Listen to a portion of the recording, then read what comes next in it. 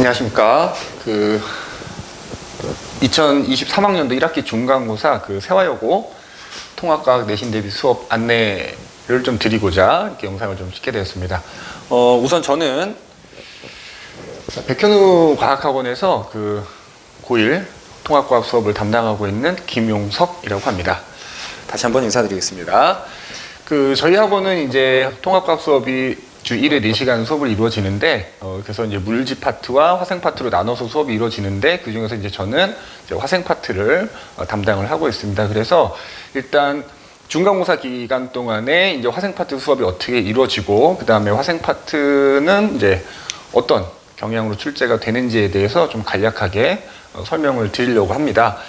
자, 우선 세화여고 같은 경우에 보시면은, 보통 이제 세화고랑 세화여고랑 많이 비교를 하게 되는데, 문항수가 일단 세화고에 비해서는 조금 더 많습니다. 그래서 세화고는 물화생지 파트가 각각 객관식 5문제, 서술형 1문제 출제되는 반면에, 그다음에 세화여고는 여기 이제 보시다시피 물화생지 각 파트별로 객관식이 6문제, 그다음에 서술형이 각 1문제에서 2문제씩 이렇게 출제가 좀 되고 있고요. 그래서 뭐 어떤 파트는 1문제가 출제가 되고 어떤 파트들은 이제 2문제가 출제돼서 총 한 7문제 정도 이렇게 출제가 됩니다. 그래서 총 문항수는 31문제 정도 되고요. 그러다 보니까 이제 세화고에 비해서 세화여고는 한 문제당 배점이 조금 낮은 경향이 좀 있습니다. 그래서 2점대부터 뭐 한 3점 중후반대까지 이렇게 배점이 다양하게 이렇게 분포가 좀 돼 있다라고 이렇게 보시면 될 것 같고요. 세화고 같은 경우에 이제 아무래도 문항수가 훨씬 적기 때문에 아무래도 세화여고보다는 문항당 배점이 조금씩 큽니다. 그래서 보통은 다 3점이 넘어가게 되고, 그래서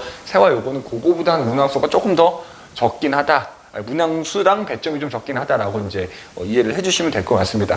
뭐 어머님도 이제 많이들 다니시면서 이제 들어보셨기 때문에 뭐 다른 얘기는 다 각설하고요. 그냥 간략하게 일단 어떤 식으로 출제되는가를 좀 말씀을 드릴 텐데, 이제 저는 화생 파트만 일단 말씀을 드리자면은 여기 써져 있다시피 기본적으로 통과했는 내용들이 그 위에 물화생지 1과목하고 물화생지 2과목하고 이렇게 연계되는 내용들이 좀 많다 보니까 뭐 당연하게도 그 상위 과정하고 연계가 되는 내용들은 이제 아무래도 상위 과정에서 상위 과정에 있는 내용을 가지고 문제를 출제를 하게 됩니다. 그래서 특히 1학기 중간고사 범위 같은 경우에도 화학 파트는 좀 뭐 생명 파트에 비해서는 좀 쉬운 편에 속하긴 합니다만, 원소, 뭐 주기율표, 화학결합 요 정도가 이제 들어가게 되는데, 그것도 조금 변별력 있는 문제들은 화원 수준에서 이제 출제를 하게 되고요.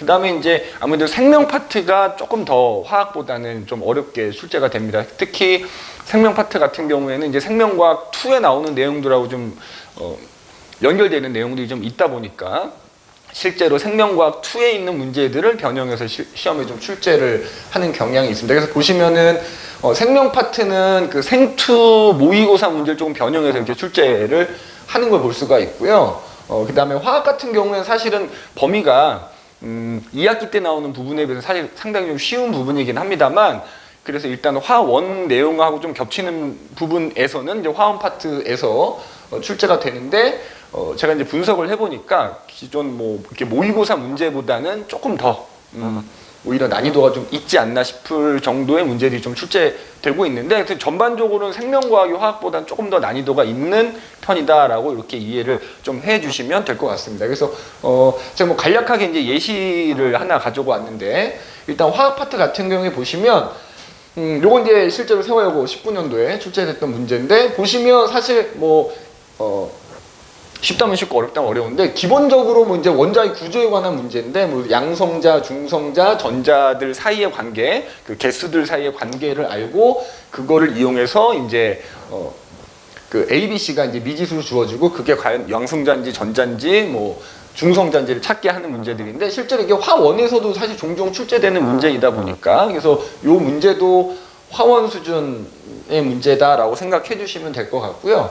그리고 자, 한 문제 더 보여드리면, 자, 요것도 마찬가지로 이제 뭐 기본적으로 이제 할로젠 원소라는 개념을 화학 파트에서 이제 배우게 되는데, 사실은 이제 일반적인 참고서라든가 뭐 기타 이제 다른 학교들에서는 이렇게 아주 디테일하게까지 내지는 않지만은, 여기 이제 보시게 되면은 그 할로젠 원소들이 이제 특징 중에서도 이제 기본적으로 이제 이 할로젠 원소들이 수소하고 반응해서 할로젠화 수소가 되고 그게 수용액에 녹으면 산성을 띈다라는 것까지는 일반적으로 많이 배우지만은 여기서도 그게 약한 산성인지 강한 산성 띈지 정도까지도 좀 꼼꼼하게 공부를 해서 뭐 어떻게 보면 암기를 좀 해야지만 풀어낼 수 있는 문제들. 그래서 조금 그 화학 파트는 뭐 조금 기본적인 개념을 응용하고 그 다음에 암기를 한다고 하더라도 좀 더 꼼꼼하게 암기를 해야지만 소화할 수 있는 문제들이 좀 출제가 되고요. 물론 여기 지금 소개해드리지 않은 문제들 중에서도 조금 기본적인 아주 쉬운 문제들도 있긴 합니다만 그래서 조금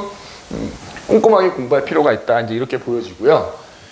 그 다음에 생명 파트 같은 경우에는 지금 요 화면상에 좀 작아서 잘 안 보이실 텐데 요거는 이제 세화여고 21년도 기출 문제인데 이게 그 물질 출입 조절이라고 해서 뭐 확산, 능동수송 이런 거에 관한 파트입니다. 그래서 이제 실제 이게 기출 문제고 요거는 이제 생명과학 2에서 나오는 그 확산, 능동수송 뭐 요 개념하고 똑같습니다. 똑같다 보니까 여기 지금 보시는 것처럼 요게 이제 20년도 6월달 그 고3 생투 모의고사에서 출제된 문제인데 보시면은 그림이 거의 동일하고요. 그림 요거 하나, 요거 조금 바뀌어져 있는 부분이 있긴 합니다만 그림 조금 변형하고요. 그 다음에 보기에 있는 내용도 보시면 뭐 내용 자체는 거의 비슷하고요. 뭐 부등호만 조금 바꿔서 낸다든지 이런 식으로 거의 생투 문제에 가깝게 출제를 하고 있다. 이렇게 보시면 될 것 같습니다. 그래서 전반적으로는 생명과학 파트가 화학 파트보다는 중간고사 때는 훨씬 더 어렵게 출제가 될 거다. 이제 이렇게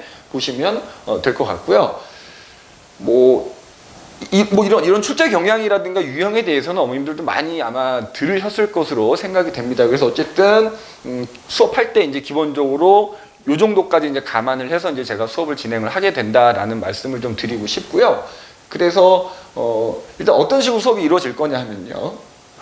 일단 시간표는 뭐 지금 현재 계획되어 있는 거는 일요일 날 저녁 6시부터 10시까지 그래서 각각 2시간씩 물질 파트와 화생 파트 나눠서 수업이 이루어질 텐데 뭐 혹여라도 이 시간이 안 되시는 안 되는 학생 또는 안 되시는 학부모님들이 계시다고 하면은 저희가 이제 추후에 뭐 이 시간 외에 또 다른 시간이 또 이제 개강이 될 수도 있기 때문에 일단 그런 자세한 사항은 학원 쪽으로 이제 문의를 해주시면 더 좋을 것 같고요. 자, 그래서 이제 총 8회차 정도로 이제 저희가 수업이 이루어질 텐데 여기 이제 뭐 날짜는 앞에서 이제 말씀 안 드렸는데 개강은 이제 저희가 3월 12일 날 개강할 걸로 이제 계획을 좀 잡고 있고요. 그래서 3월 12일부터 시작을 해서 총 8회차 정도로 이제 수업이 이루어질 텐데 그래서 여기 보시면 이제 화학 파트 같은 경우에는 아까도 잠깐 말씀을 드렸습니다만 원소 주기율표 화학 결합 같은 경우에는 화학 원에도 원소와 주기율표고 원소의 주기적 성질이라고 하는 파트가 있기 때문에 그 내용하고 거의 동일하게 수업이 이루어질 거다라고 생각을 해주시면 될 것 같고요. 그 다음에 여기 5회차부터 뭐 6회차, 4회차, 5회차, 6회차에 해당되는 부분은 실제로 생투에도 이 내용이 똑같이 들어가 있습니다. 그래서 생명과학 2에 나와 있는 내용 수준으로 이제 아마 내신 대비 때는 수업이 이루어질 것 같습니다. 그래서 다른 학교에 비해서도 조금 더 수업 내용 자체도 조금 어렵게 진행이 될 거다라고 생각을 해주시면 될 것 같고요. 그 다음에 특히 세화여고 같은 경우 이제 교과서가 동아출판을 사용하기 때문에 그리고 특히 세화여고, 세화고가 교과서를 반드시 공부를 해야 됩니다. 그래서 교과서 정리와 그 다음에 학교에서 중간중간에 나눠준 프린트 그래서 교과서 프린트 정리가 되지 않으면 사실은 내신 대비해서 좋은 성적을 얻기가 힘들다고 할 정도로 사실은 교과서와 프린트의 내용이 굉장히 중요하다. 그래서 따로 정리를 할 거고 만약에 이 시간 안에 정리가 이루어지는 게 좀 힘들다라고 하면 추가로 이제 보강이나 아이들과 스케줄 조정해서 추가로 하여튼 교과서와 프린트 정리가 꼭 이루어질 수 있도록 진행을 할 거고요. 그래서 이제 직전 수업 때는 마찬가지로 뭐 교과서나 프린트 중에서 이제 중요 내용이 있다면 한 번 더 언급을 할 거고요. 그리고 기본적으로 이제 어떤 문제가 출제될 거다라는 게 예상 문제들 프린트를 따로 준비해서 이제 아이들이 좀 풀어보고 그다음에 이제 기출 문제도 한번 풀어보고 하는 시간을 갖게 될 거고요. 그래서 저는 직전 수업은 이제 경우에 따라서 안 오려고 하는 학생들이 있는데 반드시 참석하는 것을 원칙으로 하고 있습니다. 그래서 직전 수업까지 해서 총 8회차로 수업이 이루어질 예정입니다. 그래서 일단 수업은 이렇게 생각해 주시면 될 것 같고요. 그래서 직전 수업 일정은 아직 나온 것이 아니기 때문에 이것은 이제 아마 시험 보기 한 2주 전쯤에 학교에서 알려주기 때문에 그때쯤 돼서 직전 수업이 언제 이루어질지는 최종적으로 확정이 될 것 같고요.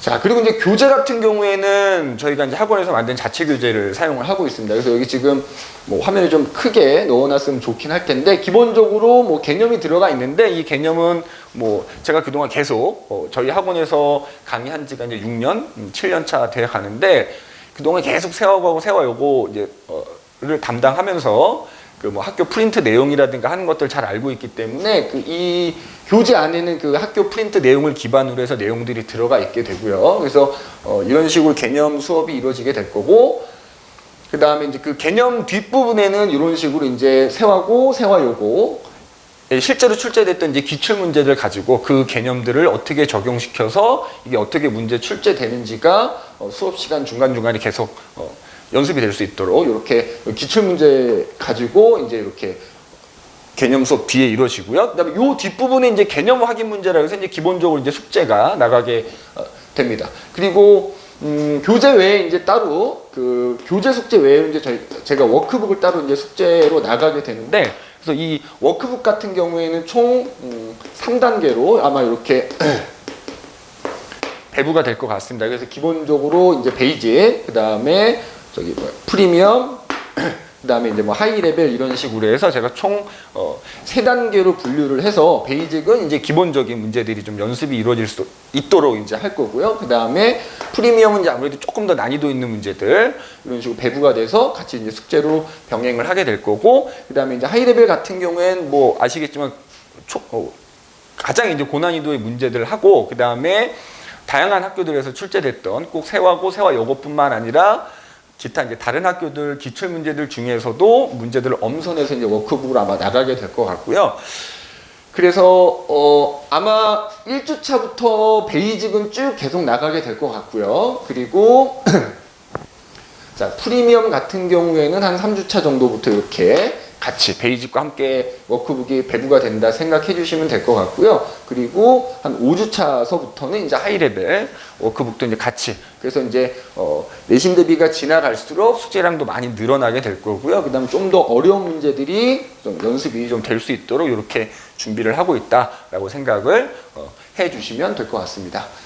그래서 교재는 자체 교재를 사용한다라고 이제 제가 말씀을 드렸고요. 그 다음에 이제 뭐 우리가 수업만 이루어지면 될 수 있는 부분은 사실 아니기 때문에 1회차 수업은 수업만 이루어지게 되고요. 그 다음에 2회차 수업부터는 매 시간마다 이제 테스트가 있게 되는데, 테스트는 10문제에서 12문제 정도 항상 이제 수업 전에 보게 되고요.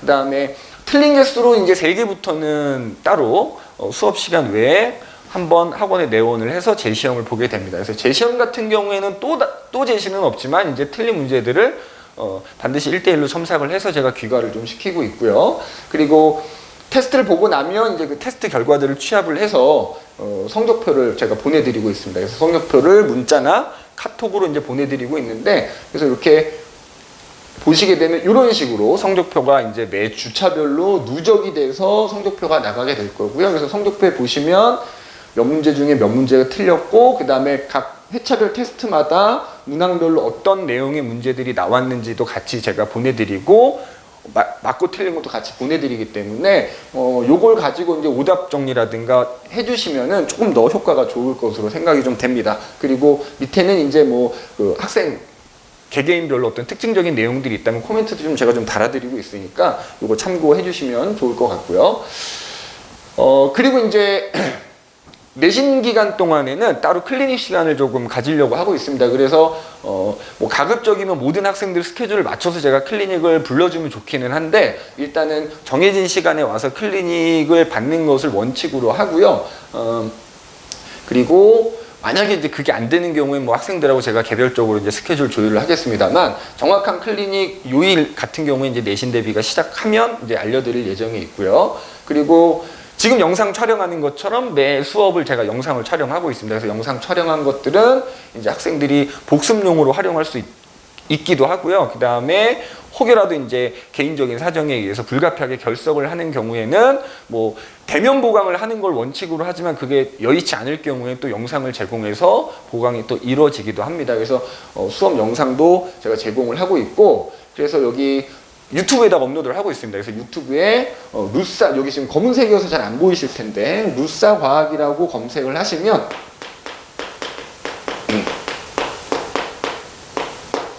자, 여기 이제 밑에 보이시는 것처럼 제 채널이 나오게 되고요. 제 채널에 그 수업 영상들을 계속 업로드를 하고 있기 때문에 우리 아이들이 복습용으로 활용을 할 수 있도록 해주시면 더더욱 좋은 효과가 날 것으로 생각을 하고요.